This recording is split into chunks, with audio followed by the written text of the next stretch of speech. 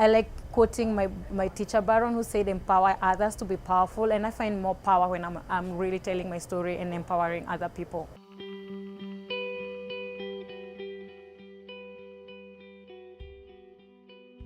I grew up in Kariobangi North. It's one of the slums in Nairobi, and it's next to the second biggest slum in Kenya. Growing up, life wasn't easy. But then, because I've never left Kariobangi, I had nothing to compare with, so that was normal for me.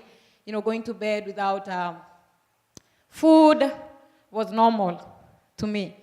Just having 2 meals or 1 meal a day was like normal to everyone else. I was surrounded by so much crime, and there was so much police killing.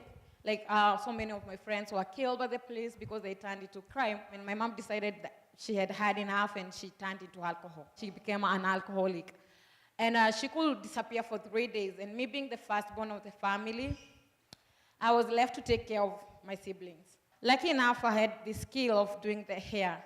But I knew I needed to do something for my community. I knew I really wanted to do something, but I had no idea what I wanted to do. In 2009, my life changed.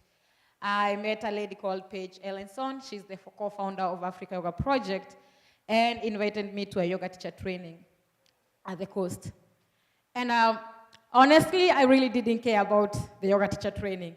All I cared was like going to the coast for 10 days for free. Who don't want to go to the coast next to a beach? Yeah, like I was like, yes, I'm coming.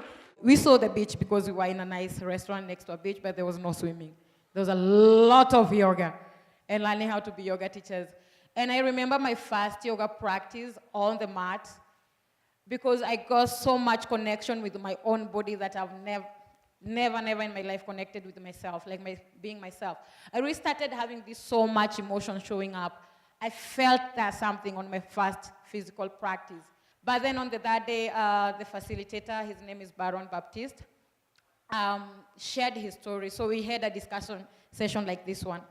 And he shared his story about how he grew up around gangs. So for the first time, I learned there's gangs in America.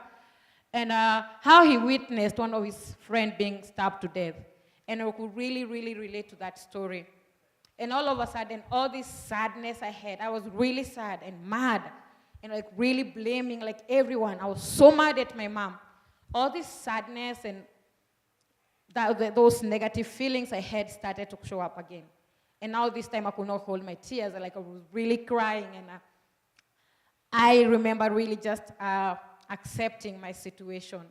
And by the time I was leaving the teacher training, it was a level 1 yoga teacher training. I was a completely new person. I came back home very happy, like everybody noticed the change in my face. I came back home, I went to my mom, I was so happy, like, Mom, we learned how to do yoga, and tomorrow we're teaching the first yoga class at the community hall. Are you coming? And she was like, yeah. And I was like, okay, go tell all of your friends. There's a free yoga class at the hall, so come. After teaching my first yoga class and my mom coming to my class, and seeing my mom with a new friends, you know, not the alcoholic friends, but now she has yoga friends. Even if she was still drinking, but now she had someone, and she had other people. I decided that's what I wanted to do for the rest of my life, teach yoga.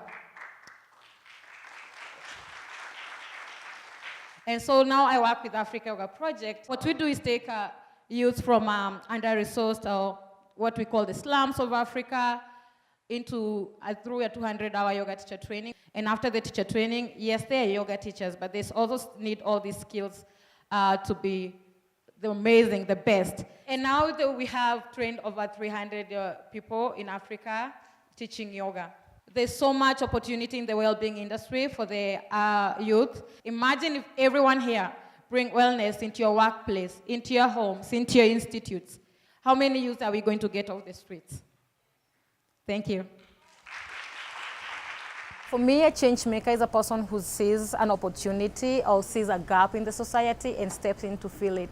Like I saw a gap in well-being industry. Paige saw a gap in youth and employment, and she stepped in and decided to be teaching young people how to teach yoga to fill in the gap, to expand their employment. I see they're lacking leadership skills in the society. I step in and fill the gap and really work on training yoga teachers to be leaders in their society.